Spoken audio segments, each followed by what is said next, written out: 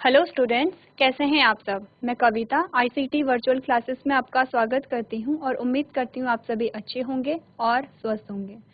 तो क्लास हम कंटिन्यू करेंगे chapter number 11 that is biotechnology principle and process.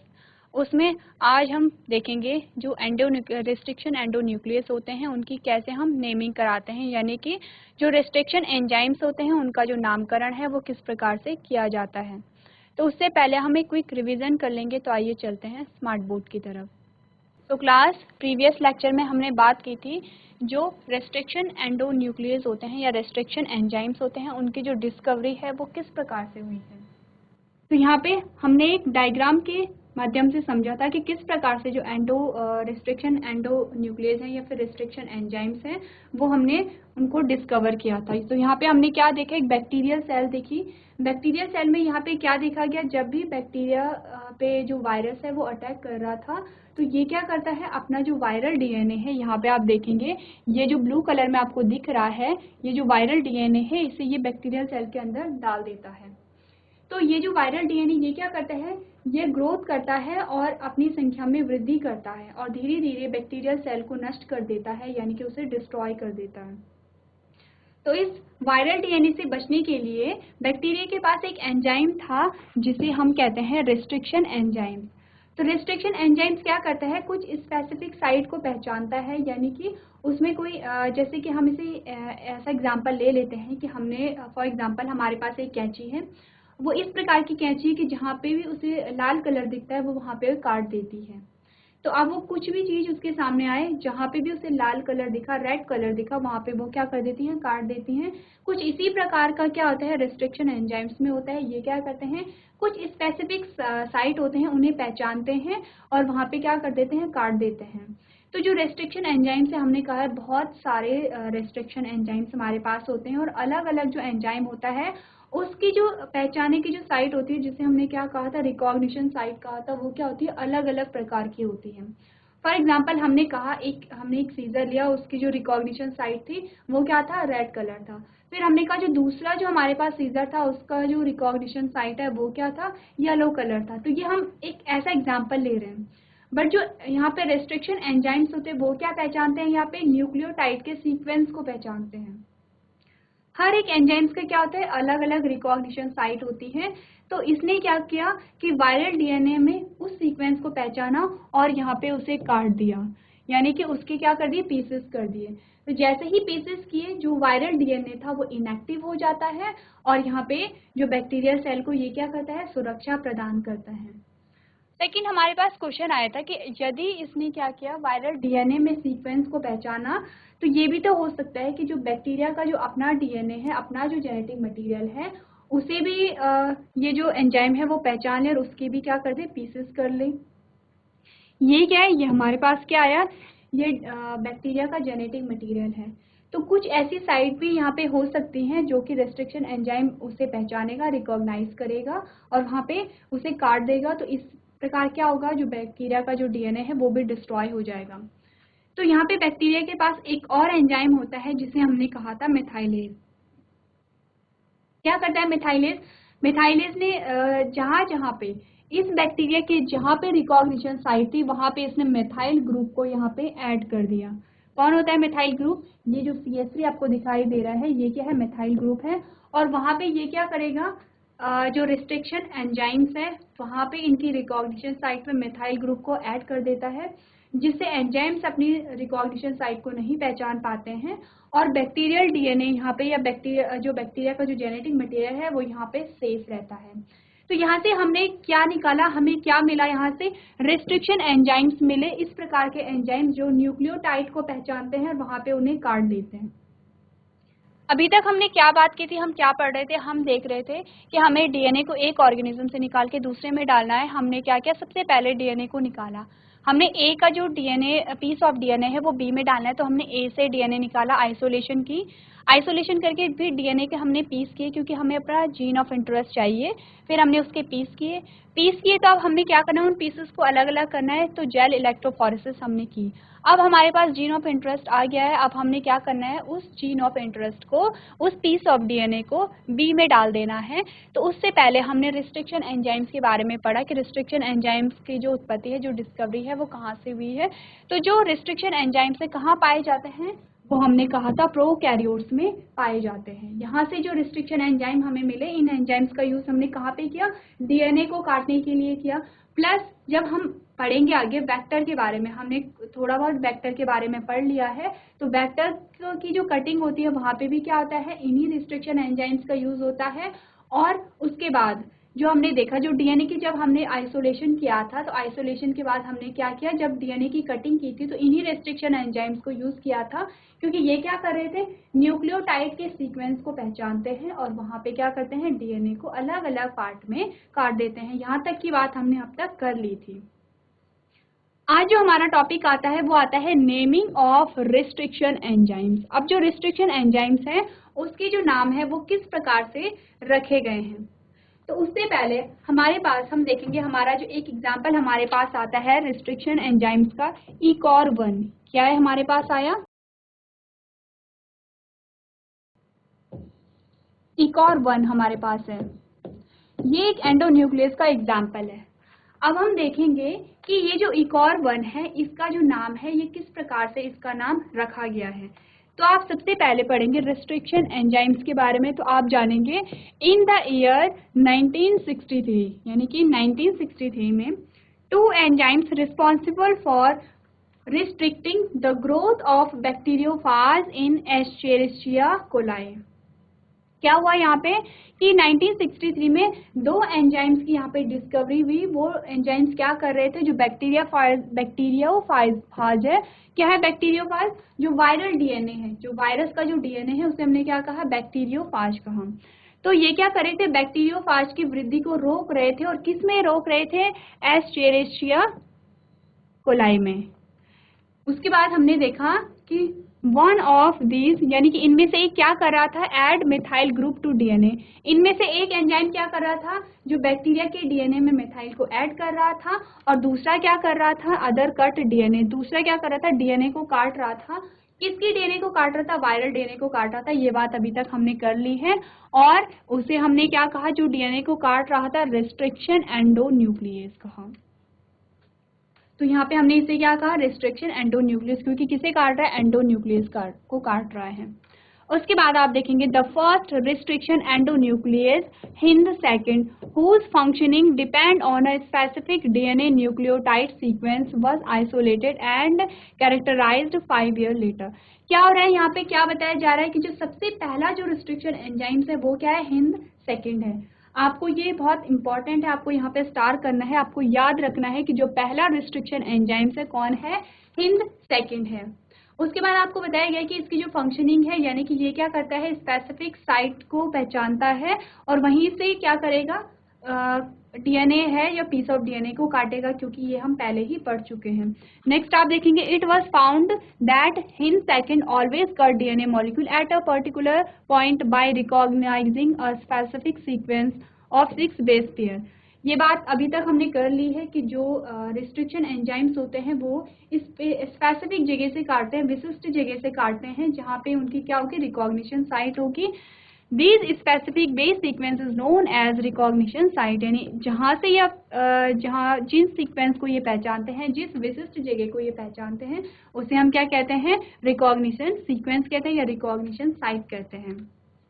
उसके बाद इंपॉर्टेंट लाइन यहाँ पे आ रही है, तो आप देखेंगे besides Hind second today we know more than 900 restriction enzymes that have been isolated from over 230 strain। यानी कि यहाँ पे क्या है, हिंद सेकंड के अलावा हमारे पास कितने एंजाइम्स यहाँ पे हैं, 900 रिस्ट्रिक्शन एंजाइम्स हमारे पास हैं। और कहाँ से हमें मिले हैं, ये 230 स्ट्रेन ऑफ बैक्टीरिया, यानी बैक्टीरिया के 230 स्ट्रेन से हमें मिले हैं। स्ट्रेन क्या होते हैं, यानी कि बैक्टीरिया के अलग अलग जो टाइप हम कह सकते हैं, अलग अलग बैक्टीरिया से 230 बैक्टीरिया से हमें कितने यहाँ पे रिस्ट्रिक्शन एंजाइम्स मिले हैं, 900 मिले हैं। Each of which recognise a different recognition sequence. अब ये जो 900 हमारे पास रेस्ट्रिक्शन एंजाइम्स हैं, इन हर एक की क्या होगी, रिकॉग्निशन साइट क्या होगी, अलग अलग होगी, यानी सेम रिकॉग्निशन साइट नहीं होगी। अब हमने यहाँ पे इंपॉर्टेंट लाइन क्या देखी कि जो 230 स्ट्रेन थे बैक्टीरिया के, उनसे हमें 900 रेस्ट्रिक्शन एंजाइम्स प्राप्त हो रहे हैं। यानी कि यहाँ पे आपको क्या दिख रहा है कि एक जो बैक्टीरिया है, एक बैक्टीरिया से का बहुत सारे हमें रिस्ट्रिक्शन एंजाइम्स मिल सकते हैं। ऐसा नहीं है कि एक बैक्टीरिया से एक ही रिस्ट्रिक्शन एंजाइम्स हमें मिलेगा, एक बैक्टीरिया से बहुत ज़्यादा 2 या 2 से अधिक रिस्ट्रिक्शन एंजाइम्स हमें मिल सकते हैं, और उनकी क्या होगी, रिकॉग्निशन साइट क्या होगी, अलग अलग होगी। प्रत्येक की रिकॉग्निशन साइट अलग अलग होगी। रिकॉग्निशन साइट क्या आपको बताई गई है, वो विशिष्ट जगह जहां से ये जो एंजाइम्स हैं वो कट मारते हैं। ये क्या है, आपको याद रखना है, रेस्ट्रिक्शन एंजाइम्स क्या है, जेनेटिक सीजर हैं। सीजर यानी कैंची है। ये क्या करते हैं, इनका काम है काटना, डीएनए को काटना। अब डीएनए को कहाँ से काटेंगे, स्पेसिफिक साइट से काटेंगे, विशिष्ट जगह से काटेंगे। तो उन विशिष्ट जगह को ही हम बार बार क्या कह रहे हैं, रिकॉग्निशन साइट कह रहे हैं। नेक्स्ट आपने देखा, the convention for naming these enzymes is a first letter of a name come from a genus and the second 2 letters come from a species of a prokaryotic cell from which they were isolated. Example ECOR1. अब आपको यहाँ पे बताया जा रहा है कि जो नामकरण है वो किस प्रकार से यहाँ पे किया जा रहा है। हमारे पास एग्जाम्पल आया है ECOR1 का। तो यहाँ पे हमने देखा, इन्होंने क्या कहा कि यहाँ पे कितनी चीजें हमारे पास, 3 चीजें हैं। सबसे पहला है हमारे पास जीनस, उसके बाद हमारे पास क्या आता है, स्पीशीज। सेकेंड नाम है हमारे पास स्पीशीज है, और उसके बाद हमारे पास क्या आता है, स्ट्रेन आता है। स्ट्रेन आता है। अब हमने क्या करना है, जीनस है, जीनस से हमें क्या करना है, एक लेटर उठाना है। स्पीशीज से हमें 2 लेटर, कौन से लेटर, फर्स्ट जीनस का सबसे पहला लेटर हमें उठाना है, स्पीशीज के फर्स्ट 2 लेटर हमें उठाने हैं, स्ट्रेन का हमें फर्स्ट 1 लेटर उठाना है। तो यहाँ पे हमने क्या देखा, हमारे पास क्या है, जीनस, स्पीशीज और स्ट्रेन है।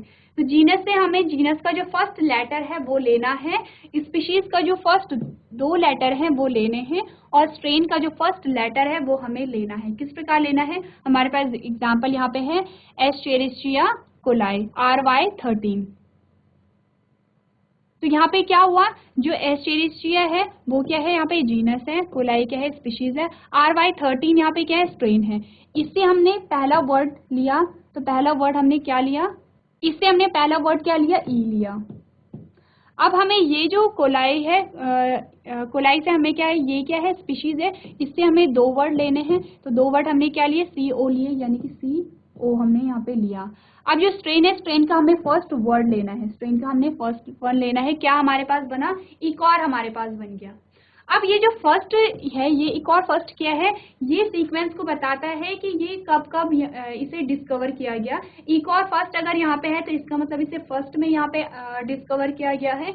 इकॉर फोर्थ हमारे पास आते तो इसका मतलब इसे चौथे नंबर पे डिस्कवर किया गया है। तो हम यहाँ पे क्या लिखेंगे, इकॉर अगर इसे फर्स्ट में डिस्कवर किया गया है, हम यहाँ पे फर्स्ट लिखेंगे तो हमारे पास क्या नाम आया, इकॉर फर्स्ट आया। तो अब हम इसे पढ़ लेते हैं सेम यहाँ से। क्या कहा हमने कहा कि the convention for naming these enzymes is first letter of the name come from the genus. पहला लेटर कहाँ से आएगा, जीनस से आएगा। The second 2 letter come from the species, यानी कि उसके बाद जो 2 लेटर आएंगे वो कहाँ से आएंगे, स्पीशीज से आएंगे। उसके बाद विच दे वर आइसोलेटेड, एग्जाम्पल ECOR1 का है, ECOR1 come from Escherichia coli 13। In ECOR first the letter R is derive from the name of strain. R हमें कहाँ से मिला है, R हम स्ट्रेन से ले रहे हैं, यानी कि E हमें कहाँ से मिला, जीनस से मिला। CO हमें कहाँ से मिला है, हमें स्पीशीज से मिला है। R हम कहाँ से ले रहे हैं, स्ट्रेन से ले रहे हैं। उसके बाद आप देखेंगे Roman number following the name indicate the order in which the enzyme were isolated from that strain of bacteria, यानी कि उस स्ट्रेन से वो जो एंजाइम है कब आइसोलेट हुआ है, इसके सीक्वेंस के आधार पर हम फर्स्ट, सेकंड, थर्ड वहाँ पे रोमन लेटर में लिखते हैं। तो इस प्रकार से जो हमारे पास एंजाइम्स आया, रिस्ट्रिक्शन एंजाइम, वो क्या आया, ECOR1 आया। तो ये जो इमेज है ये आपकी बुक से ली गई है, इसमें से जो इम्पोर्टेंट जो टर्म्स है उसे आप अपनी कॉपी में नोट कर सकते हैं।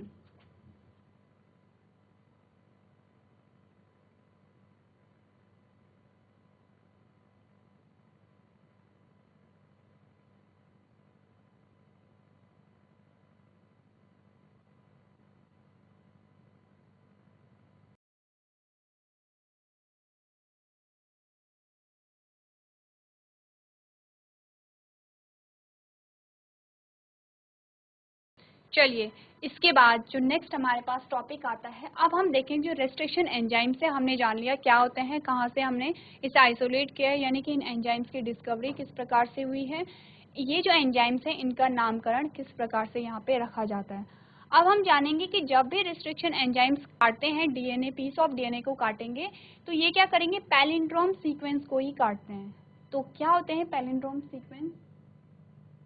नेक्स्ट हमारे पास जो हेडिंग आई है वो है पैलिंड्रोम। तो हमने क्या बात की, अभी तक हमने बात की कि जो रेस्ट्रिक्शन एंजाइम्स होंगे वो सिर्फ पैलिंड्रोम सीक्वेंस को ही काटेंगे।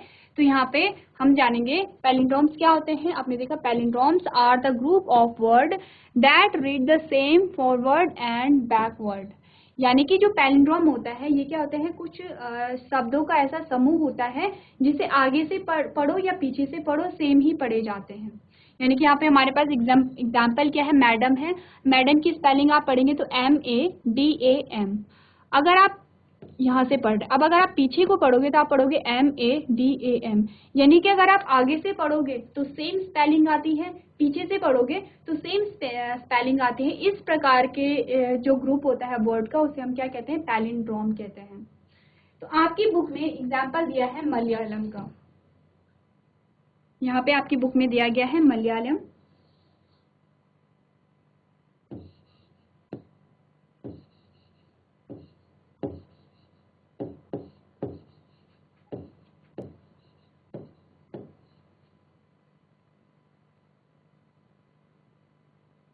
तो मलयालम में क्या होता है, अगर आप आगे से पढ़ो तो स्पेलिंग सेम है। अगर आपने पढ़ा MALAYALAM मलयालम, पीछे से आप पढ़ोगे तो MALAYALAM मलयालम। यानी आगे से भी पढ़ो तो सेम स्पेलिंग है, पीछे से भी पढ़ो तो सेम स्पेलिंग है। कुछ इसी प्रकार का जो सीक्वेंस पाया जाता है, जो डीएनए में जो न्यूक्लियोटाइड होते हैं वहां पे भी इसी प्रकार का सीक्वेंस पाया जाता है। तो कैसा होता है वो हम अभी पढ़ेंगे।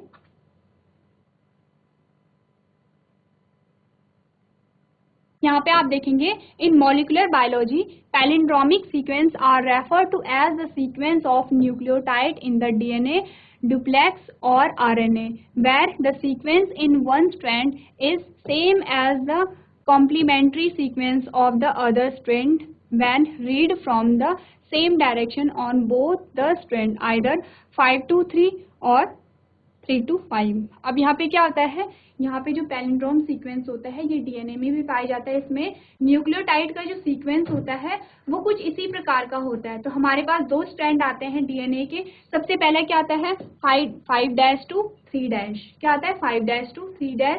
और सेकेंड जो स्ट्रैंड होता है वो होता है 3' to 5'। अब यहाँ पे जो न्यूक्लियोटाइड है ये क्या है, अगर आप 5' को देखोगे तो आप देखोगे GAATTC। तो ये क्या है, ये न्यूक्लियोटाइड है। ये जो आपको दिखाई दे रहे हैं ये क्या है, न्यूक्लियोटाइड है। तो जब भी हम पढ़ेंगे, जब भी आप न्यूक्लियोटाइड के सीक्वेंस को पढ़ोगे तो आप पढ़ना स्टार्ट कहाँ से करोगे, 5' से।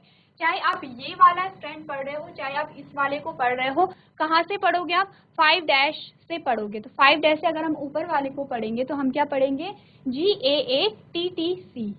और अगर हम नीचे वाले को पढ़ेंगे तो हम यहाँ कहाँ से पढ़ेंगे 5' से पढ़ेंगे। तो 5' से अगर हम पढ़ेंगे तो हम क्या पढ़ेंगे GAATTC। क्या हो रहा है यहाँ पे, दोनों को पढ़ते टाइम क्या हो रहा है, जो यहाँ पे न्यूक्लियोटाइड है सेम न्यूक्लियोटाइड है। अगर आप 5 ऊपर वाले को पढ़ोगे तो ऊपर वाले को भी सेम पढ़ोगे, नीचे वाले को पढ़ोगे तो सेम पढ़ोगे। पर आपको क्या याद रखना है, कहाँ से हमें पढ़ना है, 5' एंड से हमें पढ़ना है। ऊपर भी 5' एंड से हमें पढ़ना है और नीचे भी 5' एंड से पढ़ना है। तो इसी प्रकार का जो सीक्वेंस होता है, इसी प्रकार का जो न्यूक्लियोटाइड का जो सीक्वेंस होता है, यहीं पे जो रिस्ट्रिक्शन एंजाइम्स होते हैं वो कट करते हैं। तो ये आपने क्या जाना, पैलिंड्रोम सीक्वेंस के बारे में आपने जाना। इसकी जो डेफिनेशन है प्लस इसका जो एग्जाम्पल है दोनों ही आप अपनी कॉपी में नोट करेंगे।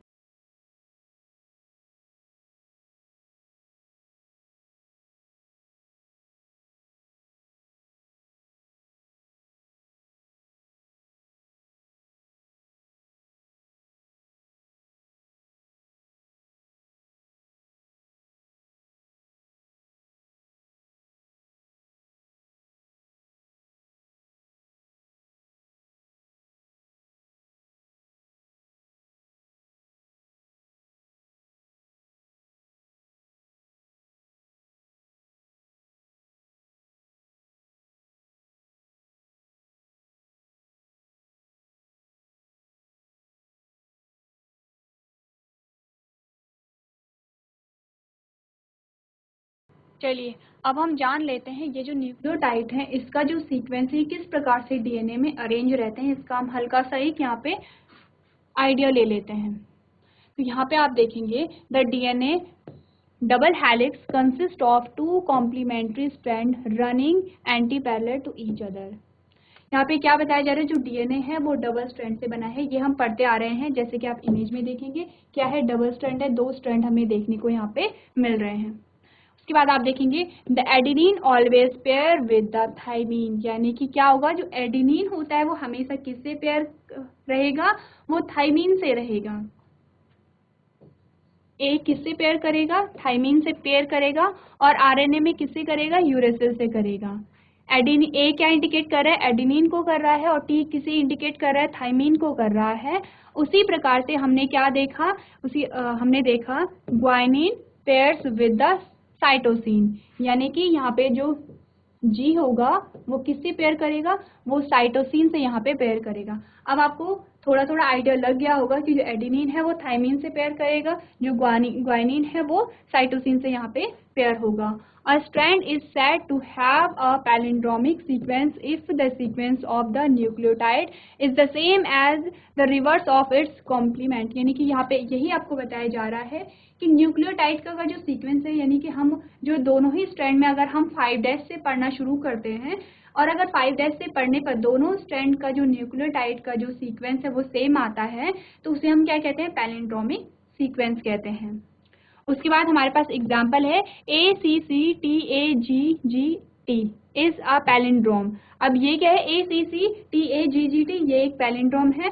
The complementary strand will have, ये क्या है, ये आपको बताया गया है AGGATCCA। अब ये जो हम पढ़ रहे हैं ये हम कहाँ से पढ़ रहे हैं, 3' एंड से पढ़ रहे हैं, यानी ये क्या था, 5' to 3' था। अब ये क्या है, 3' to 5' है। मैंने अभी आपको क्या पढ़ के बताया, 3' से पढ़ के बताया, लेकिन हमें 3' से नहीं पढ़ना है। हम जब भी यहाँ पे पढ़ेंगे हम 5' से पढ़ेंगे। तो यहाँ पे हमने 5' to 3' पढ़ा, तो क्या आया, ACCTAGGT। यहाँ पे हम 5' से पढ़ेंगे तो हमने क्या देखा, ACCTAGGT, यानी कि ये क्या है, पैलिंड्रोमिक सीक्वेंस हमें यहाँ पे देखने को मिल रहा है। नेक्स्ट आप देखेंगे, and if it is a reverse then it will be the same as the original sequence, that means the read from a backward, it is the complement of the forward nucleotide sequence. The two halves of a palindrome sequence are complementary to each other, यानी कि जो palindrome sequence आपको क्या होता है, यहाँ पे जो न्यूक्लियोटाइड का जो सीक्वेंस है वो हमें सेम देखने को मिलता है। प्लस हमें यहाँ पे क्या याद रखना है, हमें कहाँ से रीड करना है, 5' एंड से हमें रीड करना है। तो यहाँ पे आप ये जो सारे जो इंफॉर्मेशन जो भी आपको यहाँ पे दी गई है उसे आप अपनी कॉपी में नोट कर सकते हैं।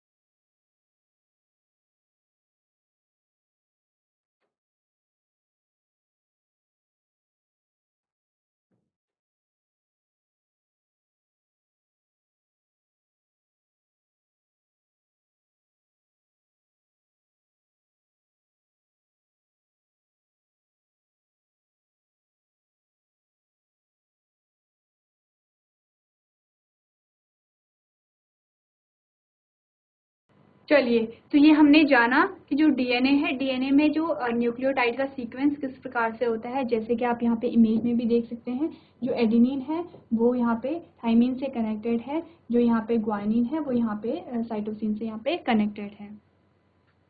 तो उसके बाद जो हमारे पास नेक्स्ट टॉपिक आता है, अब हम देखेंगे स्टिकी एंड्स।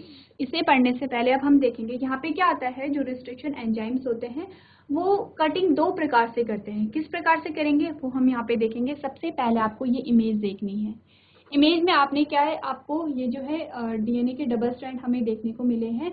यहाँ पे क्या है, न्यूक्लियोटाइड का सीक्वेंस है, क्या है, GATATC, GATATC क्या है, पैलिंड्रोमिक सीक्वेंस हमें देखने को मिल रहा है। तो यहाँ पे जो रेस्ट्रिक्शन एंजाइम कट करेगा वो यहाँ बीच से करेगा। कहाँ से? यहाँ से मिड पार्ट में, यानी कि 3 न्यूक्लियर साइड जो न्यूक्लियोटाइड है वो एक साइड होंगे, 3 एक साइड होंगे, और तीनों ही क्या होंगे? पेयर में प्रेजेंट होंगे। 2 चीजें हमें याद रखनी है। एक तो यहाँ पे, यानी कि इसने क्या किया? कट किया, तो हमें यहाँ पे सीक्वेंस देखने को मिला। एक तो क्या हो रहा है यहाँ पे कि एकदम मिड पार्ट से इसने कट किया है, मिड पार्ट से क्या किया? न्यूक्लियोटाइड को यहाँ पे सेपरेट किया है। प्लस हमने क्या देखना है? हर एक न्यूक्लियोटाइड क्या है? पेयर में है, यानी कि यहाँ पे आप देखेंगे G के साथ C है, A के साथ T है, T के साथ A है, तीनों ही पेयर में है। वहीं हम यहाँ पे भी देखेंगे A के साथ T है, T के साथ A है और C के साथ G है, ये भी क्या है? पेयर में है। तो यहाँ पे इस प्रकार के एंड्स को, ये जो 2 एंड्स हमारे पास आए, इस प्रकार के एंड्स को हम कहते हैं ब्लंट एंड्स कहते हैं। क्या होगा इनका नाम? ब्लंट एंड्स होगा। आपकी जो बुक है वहाँ पे ब्लंट एंड्स का नाम नहीं दिया गया है, लेकिन आपको ये याद रखना है, क्योंकि जब आप हायर क्लासेस में पढ़ोगे तो दोनों ही नाम आपको याद रखने हैं, स्टिकी एंड्स और ब्लंट एंड्स। तो हमने क्या देखा कि अगर जो रिस्ट्रिक्शन एंजाइम है एकदम मिड पार्ट से काट रहा है, हर एक न्यूक्लियोटाइड क्या है? एक पेयर में प्रेजेंट है, इस प्रकार के एंड्स को हमने क्या कहा? ब्लंट एंड्स कहा। अब सेकेंड टाइप हमारे पास क्या आता है? यहाँ पे आप देखोगे स्टिकी एंड्स में क्या होता है। अब यहाँ पे ब्लंट एंड्स का एग्जाम्पल भी हमारे पास है, इकॉर 4 है, और स्टिकी एंड्स का जो एग्जाम्पल है इकॉर 1 है। क्या करता है इकॉर 1? इकॉर 1 की वो देखोगे आप, कैरेक्टर देखोगे, ये हमेशा वहां से कट करेगा जहाँ पे G होगा, ये G से कट करता है। जैसे कि आप यहाँ पे देखोगे G से इसने कट किया, G वाले पोर्शन से। नीचे से भी अगर आप देखोगे तो यहाँ पे भी क्या है? जहाँ पे G है वहां पे ये कट करेगा। क्या किया इसने? G को सेपरेट कर दिया और AATTC को अलग सेपरेट कर दिया ऊपर वाले में, और नीचे वाले में क्या कर दिया? G को अलग सेपरेट कर दिया और AATTC को यहाँ पे अलग सेपरेट कर दिया। कुछ इस प्रकार से हमें देखने को मिला। G अलग है, AATTC अलग है, CTTAA अलग है, और G यहाँ पे क्या है? अलग है। तो यहाँ पे क्या है? जो इकॉर 1 है उसने क्या कर दिया? कॉर्नर से यहाँ पे क्या किया? कट मारा। प्लस क्या देखने को मिल रहा है यहाँ पे? अनपेयर जो न्यूक्लियोटाइड है, अनपेयर हमें देखने को मिल गया है। यानी यहाँ पे क्या है? पेयर नहीं बना है, अनपेयर है। जैसे कि AATT यहाँ पे क्या है? अनपेयर है। वैसे ही यहाँ पे भी क्या है? TTAA यहाँ पे अनपेयर है। और G यहाँ पे किसके साथ? यहाँ पे G पेयर है C के साथ, और यहाँ पे भी C पेयर है G के साथ। तो यहाँ पे हमने क्या देखा? इस प्रकार के एंड्स को हमने कहा स्टिकी एंड्स। स्टिकी एंड्स क्या होते हैं? यहाँ पे जो इकॉर 1 जो कट मारते, एक तो कॉर्नर से मारेगा, कहाँ पे? जहाँ पे G प्रेजेंट होगा, G प्रेजेंट होगा। प्लस यहाँ पे जो न्यूक्लियोटाइड होंगे वो अनपेयर होंगे, यानी पेयर में नहीं प्रेजेंट होंगे। कब? जब उन पे कट लग जाता है। प्लस ब्लंट एंड में आपको क्या याद रखना है कि जो यहाँ पे इकॉर 4 जो काटता है मिड पार्ट से काटेगा, और काटने के बाद जो न्यूक्लियोटाइड हमारे पास आते हैं वो पेयर में आते हैं। तो इसी चीज को अब हम यहाँ पे पढ़ लेते हैं। क्या हो रहा है? मैनी रिस्ट्रिक्शन एंजाइम्स और restriction endonucleases identify a specific palindrome site. क्या करते हैं? स्पेसिफिक पैलिंड्रोम साइट को यहाँ पे क्या करते हैं? आइडेंटिफाई करते हैं। दोनों को अगर आप देखोगे दोनों ही क्या है? पैलिंड्रोमिक सीक्वेंस है। हमने पढ़ा था रिस्ट्रिक्शन एंजाइम्स वहीं पे काटेंगे जहाँ पे क्या होगा? पैलिंड्रोमिक सीक्वेंस होगा। नेक्स्ट आप देखेंगे and cut the DNA strand. They mostly cut the DNA slightly away from the center of the palindrome and between the same two nitrogenous base in both the strand. They form a identical overhanging single strand at both ends of the strand. They are known as sticky ends. क्या कर रहे हैं? ये corner से काट रहा है। Corner से जब काट रहा है तो न्यूक्लियोटाइड कैसे हैं? अनपेयर हमारे पास आते हैं। इस प्रकार के ये जो हमारे पास स्ट्रैंड आए हैं, इस प्रकार के एंड्स को हमने क्या कहा? स्टिकी एंड्स कहा।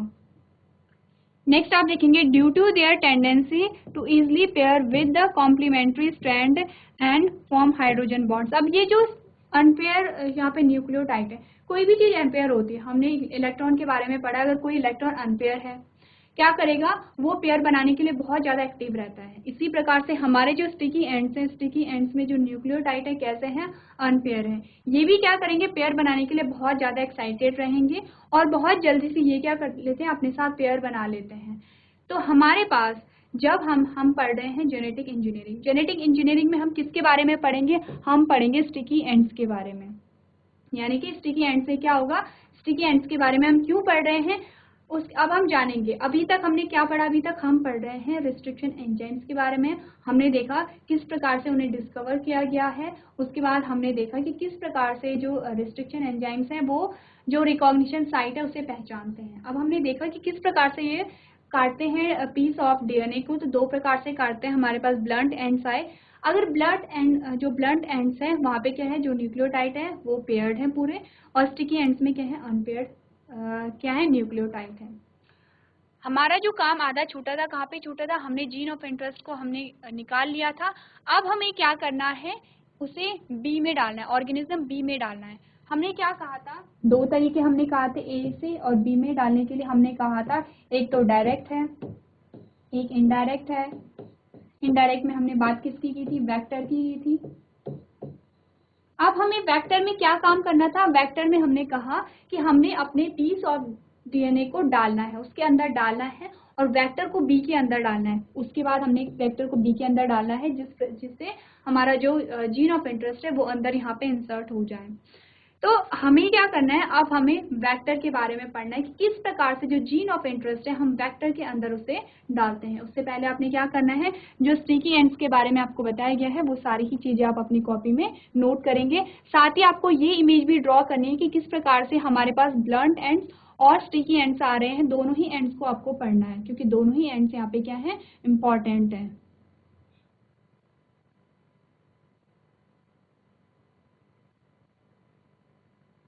चलिए, अब हमारा क्या काम आता है, अब हमने अपने जो जीन ऑफ इंटरेस्ट है उसे कहाँ डालना है, उसे हमने वेक्टर के अंदर डालना है। तो नेक्स्ट हेडिंग हमारे पास क्या है, ये लाइगेशन ऑफ, हमारी जो हेडिंग है वो है ligation of the desired DNA fragment into the vector, यानी कि वेक्टर में किस प्रकार से हम अपनी जीन ऑफ इंटरेस्ट को डालते हैं। उससे पहले हम जो वेक्टर है उसे एक बार देख लेते कि वेक्टर क्या होता है।